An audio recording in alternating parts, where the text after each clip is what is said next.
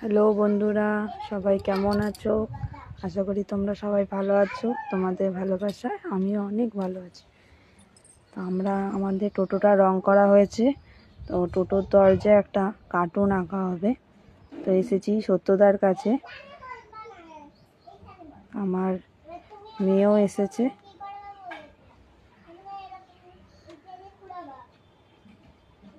সত্যদা এখানে কার্টুনটা আঁকছে, খুবই পরিচিতি কার্টুন, গোপাল ভাঁড়।